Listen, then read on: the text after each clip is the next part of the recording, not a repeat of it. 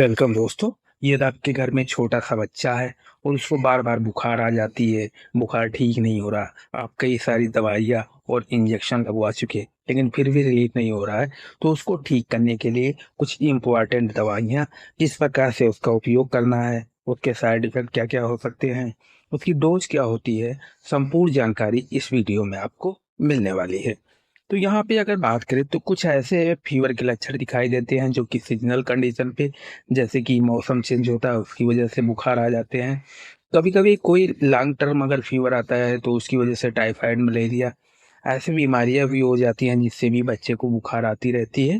और खासकर अगर हम सीजनल मौसम की बात करें तो जैसे कि सर्दी हुआ, जुकाम हुआ, या ठंडियों में या मौसम चेंज हुआ उसकी वजह से हो जाता है।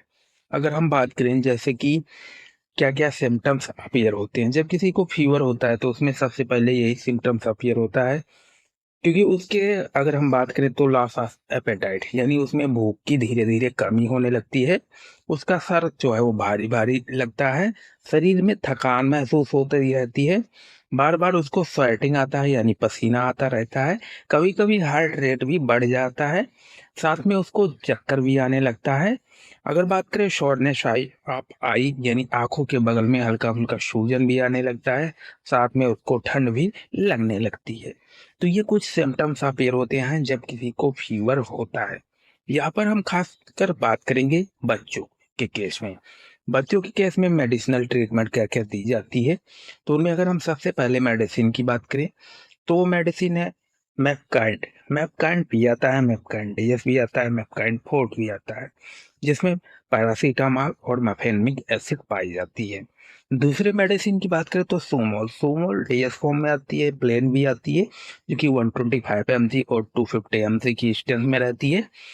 तो अगर आपके बच्चे को बुखार रहता है तो डॉक्टर हो सकता है आपको शोमोल या मैकेंडियस प्रिस्क्राइब किए होंगे। उनमें अगर हम बात करें तो जो मैकेंडियस होती है इसकी इफिशिएंसी काफ़ी अच्छी होती है, क्योंकि जो शोमोल होता है वो प्लेन होता है और मैकेंडियस जो होती है उसमें पैरासीटामॉल और मफेनमिक एसिड पाई जाती है। अगर हम इस मेडिसिन की डोज की बात करें तो अगर बच्चे की उम्र 1 महीने से लेकर 18 साल के बीच में है तब उसको 15 mg पर केजी एवरी 4 आवर्स के अंतराल पे दिया जा सकता है। इसमें अगर बात करें तो मैपकाइंडियस काफी अच्छा रिस्पॉन्स देता है। तो अगर ऐसी प्रॉब्लम है तो आपका मैपकाइंडियस का इस्तेमाल करिए, या अपने डॉक्टर से सलाह भी ले सकते हैं। वहीं एंटीबायोटिक की बात करें जो कि सबसे ज़्यादा उपयोग की जाती है, आपने देखा होगा गुडसेप, एजिथ्रॉल, महासेप। अगर हम गुडसेप की बात करें तो गुडसेप सिफोडॉक्सिन जो कि एक एंटीबायोटिक होती है और ये काफ़ी अच्छी एंटीबायोटिक होती है। अगर इस मेडिसिन की हम डोज की बात करें तो 5 mg पर केजी एवरी 12 आवर्स के अंतराल पे दी जा सकती है। यानी बच्चे की अगर वेट 1 किलोग्राम की है तो उसको 5 mg 12 घंटे के अंतराल पर दिया जा सकता है। एजिथ्राल के केस में बात करें तो एजिथ्राल आपको 100 mg और 200 mg की पोटेंसी में मिल जाएगी।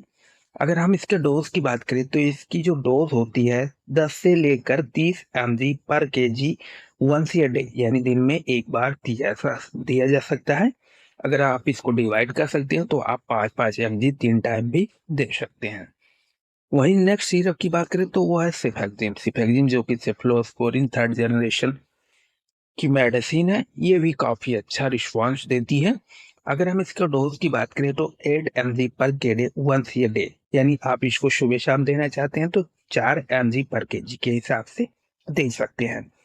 एजिथ्राल जो कि बात करें तो ग्राम निगेटिव बैक्टीरिया हुआ या ग्राम पॉजिटिव बैक्टीरिया हुआ, दोनों को, यानी उनके अगर वो उनकी ग्रोथ हो रही है तो उनकी ग्रोथ को रोकने का काम करता है। ऐसे ही सिफोडॉक्सिन भी करता है और सिफेक्सिन भी करता है। लेकिन हम अगर बात करें तो एजिथ्राल जो कि खासकर फीवर हुआ टाइफाइड के केस में, या हमारे पेट में किसी प्रकार का इन्फेक्शन हुआ, या हमारे गले में किसी प्रकार का इन्फेक्शन हुआ, तो उसमें भी दी जाती है।